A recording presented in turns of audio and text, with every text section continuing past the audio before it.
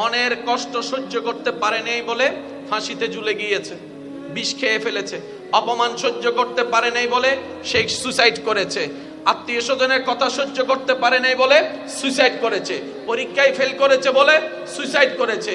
কোনো প্রিয় মানুষের থেকে আঘাত পাওয়ার কারণে সহ্য করতে না পেরে সুইসাইড করে। আঘাতটা কোথায় লাগে? কানে, পেটে, হাঁটুতে নাকি? কারণ ওই প্রিয় মানুষটা যার থেকে আপনি আশা করছেন তাকে আপনি ব্রেইনে রাখেন নাই, কানে রাখেন নাই, মনে জায়গা দিয়েছেন। ওই মানুষটা কষ্ট দেওয়ার কারণে আপনার মনে আঘাত লেগেছে, আপনার মন ভেঙেছে, আপনি ডিপ্রেশনে চলে গেছেন, কষ্টে চলে গেছেন, আপনি আস্তে আস্তে সুইসাইডের দিকে চলে গিয়েছেন। রব বলে যে এইবার বুঝতে পেরেছো কেন আমি তোমাদেরকে বলেছিলাম মনটা আমার নামে দিয়ে দাও? আরেকটু জোরে বলেন। এবার বলেন, আমাদের ভিতরে পরিচিত অপরিচিতের ভিতরে সুইসাইড করেছে এমন মানুষ আছে না নাই? নেশাখোর আছে না নাই? আরেকটু জোরে বলেন না। গাজাডি আছে না নাই? দুই নাম্বারই আছে না নাই? মেজাজি আছে না নাই? এক কথার আগে কুটুসি মারা যে এরকম মানুষ আছে না নাই? তাহলে আমাদের ভিতরে এরকম খারাপ মানুষ আছে না নাই? ডাক্তারদের ভিতরে আছে না নাই? আলেমদের ভিতরে আছে না নাই? বক্তাদের ভিতর আছে না নাই? আরেকটু জোরে বলেন, আছে না নাই? ইঞ্জিনিয়ারের ভিতর আছে না নাই? ব্যবসায়ীর ভিতর আছে না নাই? চালকের ভিতর আছে না নাই? আল্লাহর ওলিদের ভিতর আছে না নাই? শুনি নাই?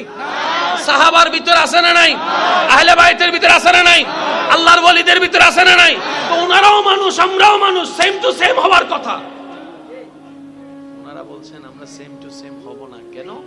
আমরা আল্লাহর সেই চাওয়াটা আমরা আগে নিজের দিলটা আল্লাহর নামে করে দিয়েছি, নবীর প্রেম। যার কারণে তোমাদের অন্তরে যেগুলো আঘাতের কারণ হয় সেটা আমাদের আঘাতের কারণ হয় না। আমাদের ভিতর বেজাল, আল্লাহর প্রিয় বন্ধুদের ভিতর বেজাল। এবার আমাদের ভিতর বেজাল করছে কে? জোরে বলেন, জোরে বলেন। কারণ সে ভিতরে ঢুকতে পারছে বলেই তো করছে। এবার আমি একটা প্রশ্ন করব, যার যেটা মন চাই উত্তর দিবেন। এই পৃথিবীতে গরু আছে না নাই? ছাগল, হাঁস, বাঘ, মহিষ, সাপ, আমরা এবার আপনারাই বলেন, এই পৃথিবীর অশান্তির কারণ কি? গরু, ছাগল, হাঁস, মুরগি।